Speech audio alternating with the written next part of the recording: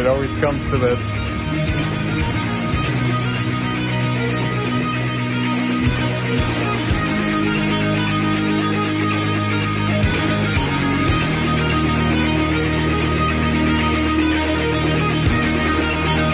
More nice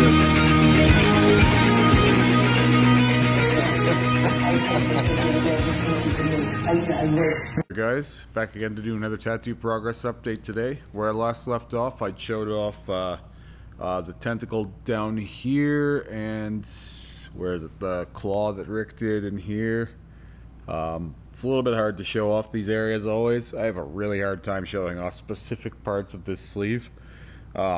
We did not connect the bottom of it to the top of the arm here, just because this was all healing still.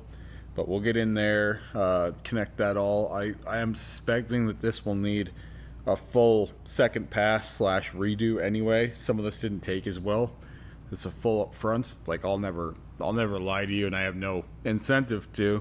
For whatever reason, it went in a little bit duller here. Some parts of it are good, and then some parts of it aren't so good, and some parts of it are obviously still peeling. So it's a little bit hard to speculate on the overall look of it, but usually what I see is however the color looks a couple days after the fact is more or less what it stays like.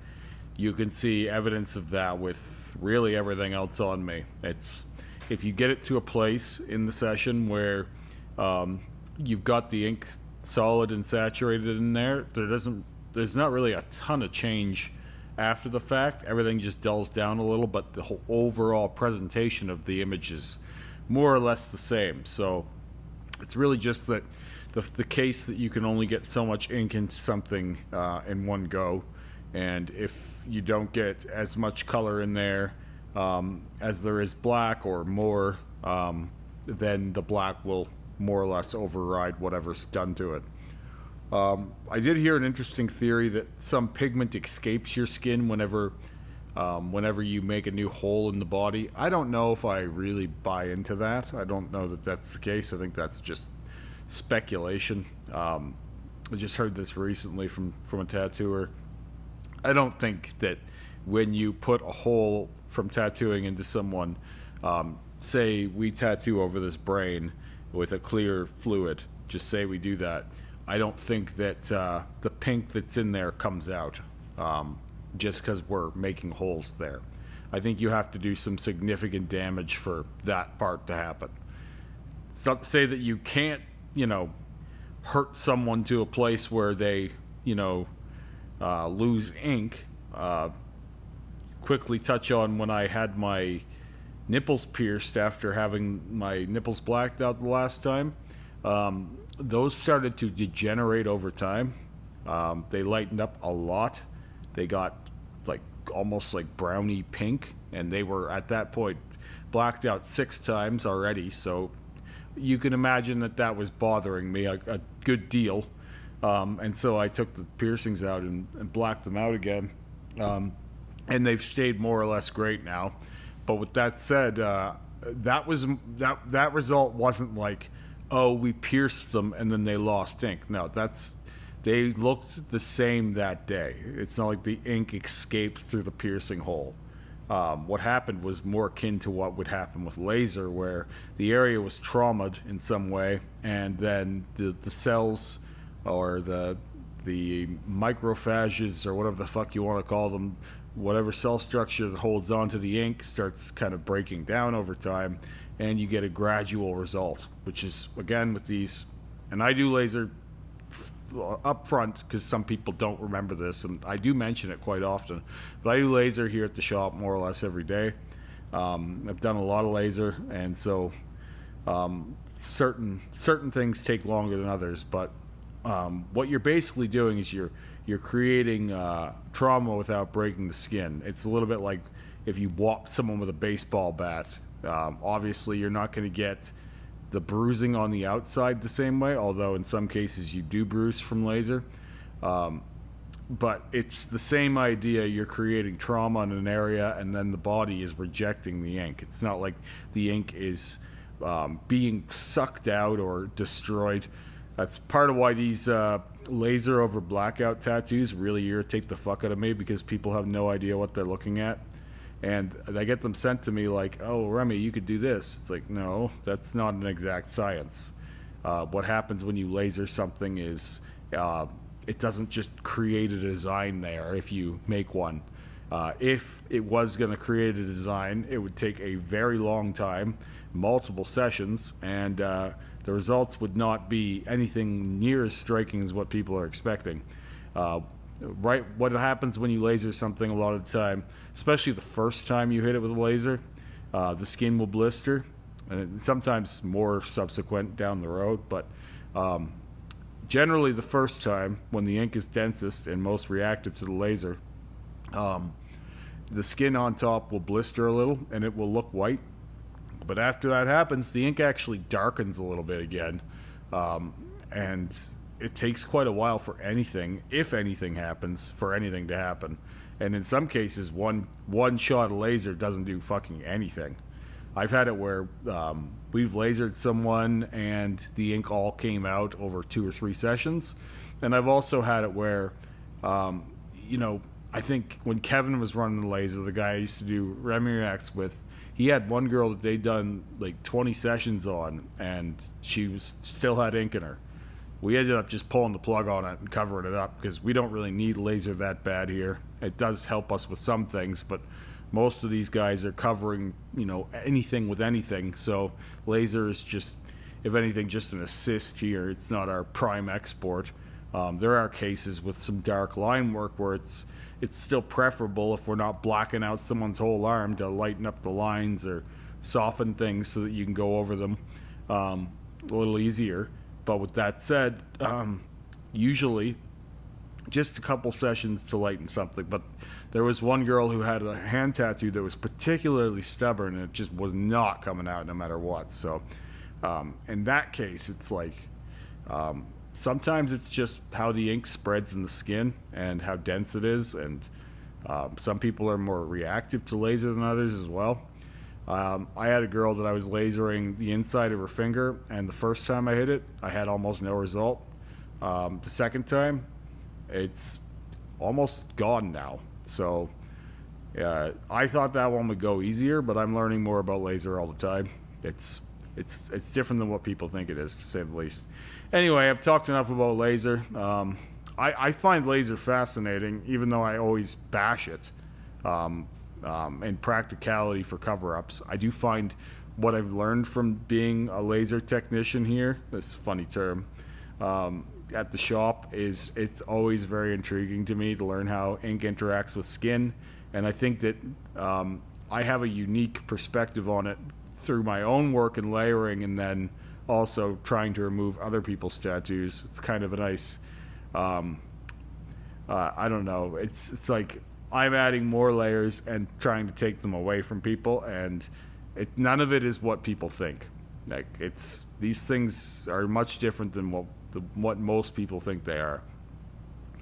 Anyway, I had another session here. Obviously, people have already noticed, and you'll have seen on the thumbnail.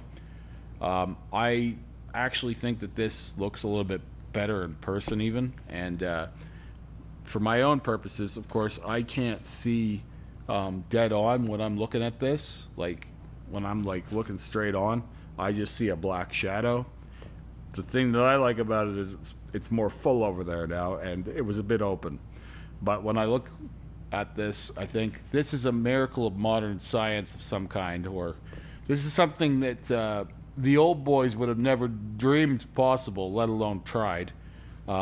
And we're just kind of casually doing it here at the shop whatever the fuck we want, whenever the fuck we want, and we're off running now. And this is exactly where I'd expect to be this far into the journey. You know, my tattoo journey has changed a lot of people's ideas, and the more of these kinds of things that I'm doing, the more people are coming around to trying these things. I get still comments like, can you do realistic tattoos over black? It's like, actually realism is one of the easiest things to do over black, because from a black and gray standpoint, you already have your mid-tone, and here we used, if you can see, we used the red as the mid-tone. Now for people who have been following along, and not everyone will have been, this has not always been red. That was black covering a whole bunch of other shit, multiple layers of black, and then 3 layers of red, and now we've covered it again with black. And similarly to the spider webs here, because we went over what is got more red in it. And again, my skin isn't red. There's a dense formation of red covering black in my skin, which is covering other stuff. But we got that red to a level where there was more red in the balance than there was black. And then in specific parts of this sleeve, what's happened is we lined in black, and so there's a dense formation of black mixed with that red now in certain spots, and that shows black over the skin. We're never just coloring the skin. We're putting things under the skin, and then those show through in specific formations. So this is not a red arm. Believe it or not, after all the work that I've done on this arm's color is still the same as my face. Because I have people ask me if the same process would work with dark-skinned individuals, and the answer is it's yes and no. I think that the same results can more or less be achieved over dark skin as can adding ink into colored or like densely packed blackout. I think that the same results can semi be achieved. I do. I just think that it's always a thing of patience and layering. It's like if you want green on a dark skin tone, I think that it's entirely doable, for example. I just think that you have to be willing to do the passes. And I think I'm qualified to say it because most of what I'm doing and talking about right now was, for the longest time, told to everyone to be completely impossible. And if you were to suggest that any of this was done over black, you'd be looked at like you were fucking crazy. But now we have at least in terms of imagery, a 4th layer here. And let's not get into how many layers have actually been done, because it's countless. This is at least 10 to 15 passes. It could be more than that, and they're still showing. Here, the red acts as a primer. So if we had have done straight black on black here, it would have worked, and I've already proved that that would have worked. But because this was more red dense than it was black dense, the new black that's put in there comes across more in the foreground or more striking than it would if we had have done it prior to the red. So, in theory, if you had a blackout suit and you turned it all red or yellow or whatever the fuck other color you want as a backdrop, you could again go over that red with black again and create new designs that way. There's a lot of white in here too, and it may not be showing through because it's mixing with all kinds of shit, but all it really was there to do was to create contrast from the black that we added and the background. So all of that white on red velvet on black, it gets hard to even talk about, it's so fucking complex. All of that will heal lighter than the black and the red velvet background. It's complicated. Sometimes it's hard for me to even explain all of these processes, and again, these are all things that I think will work, and there's no backing for them, so it's always just like, well, we'll see how that goes. And every time I get into that territory, it works better than I expect, not worse. So it's crazy to me that this was all doable all along.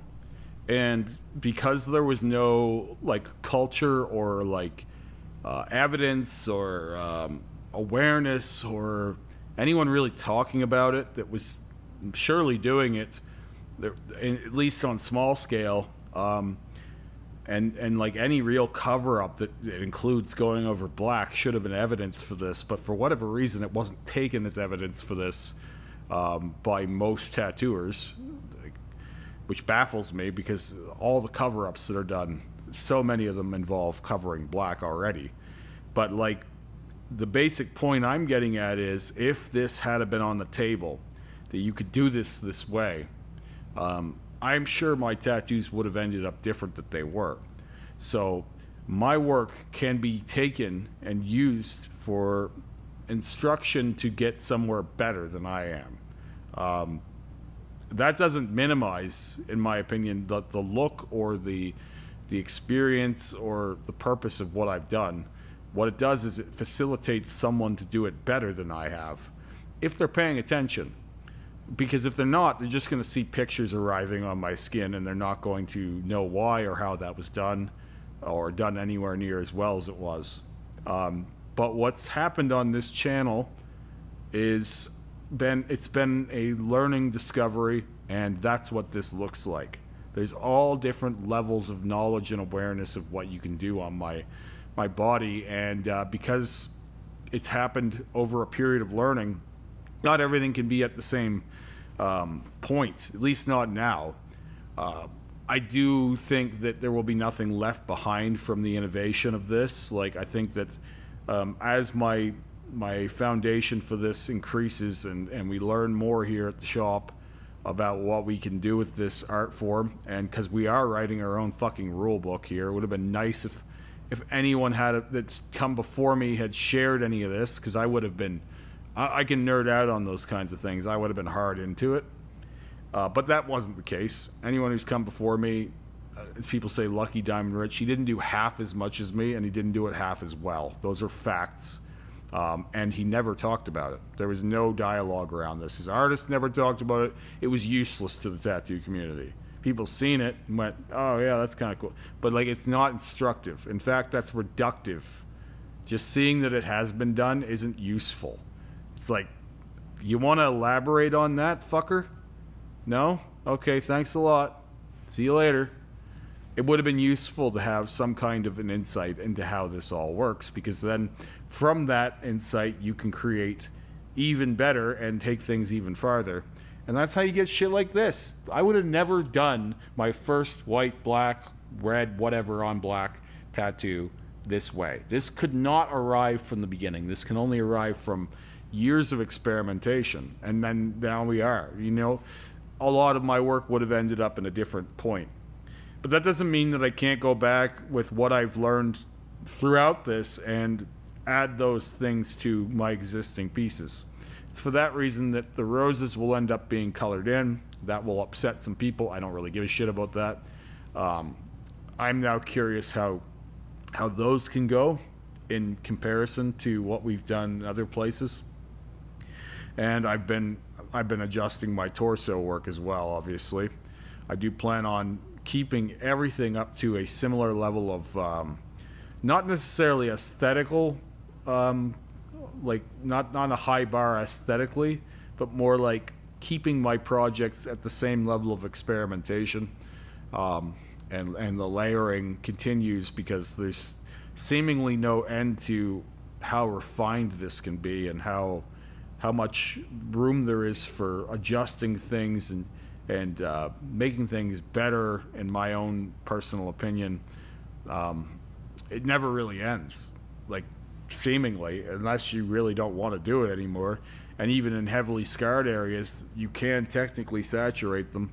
It's just about, it's going to hurt more, it's going to take longer to heal, and how bad do you want it? Like, I've taken 6 months off this hand now. Maybe, yeah, about 6 months, because even though it's taken the red, like, the last time my body was giving me some warning signs that I pay attention to, and I go, maybe I give that a while before we hit that again. That doesn't mean I won't hit it again. It's just, you know, I have a lot of scar tissue there from a past infection. The rest of me is not that way. I could just keep working away. This will get another pass, at least in the red and the white. We'll see how the black does, but it will get another pass, because it can be better. There's no reason to only do something once, especially, I didn't even mention, but like, this whole area is pretty fucking pleasant to sit for. It's a little bit like getting a massage or something for me. Sounds crazy, right? But I guess it's whatever you get used to. Some of these places aren't that painful. Now, if you're listening to my other vlogs leading up to this, I had mentioned I was going to do spider webbing all around here to incorporate what we have on the sleeve here. I'll probably end up doing some under here too. All that's going to get drawn on, and this actually took about an hour and a half, 2 hours. So we only had a small amount of time in the afternoon, and I think both of us were kind of wanting to go home, and it had been a long day already. So Terry actually was working on a large-scale Japanese back piece before this started, so he's starting to get into bigger projects, and it's nice to see. But we'll get to those spider webs either another day this week or next week. I don't want to rush through them, and I want them to be, you know, cohesive and coherent and go with everything else here.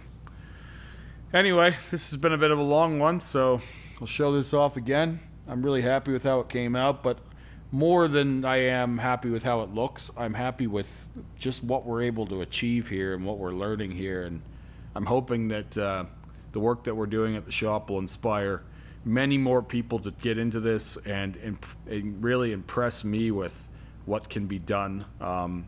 I am very open to someone else taking this ball and running with it when I'm finally done. That doesn't threaten me. It doesn't make me feel like a relic of the past when this is over. It makes me happy to know that this work will be taken farther by someone else, and I already know it will be. That's how records are made to be broken, you know. No one's the most of anything for too long. I'll talk to you guys again soon. Have a great day.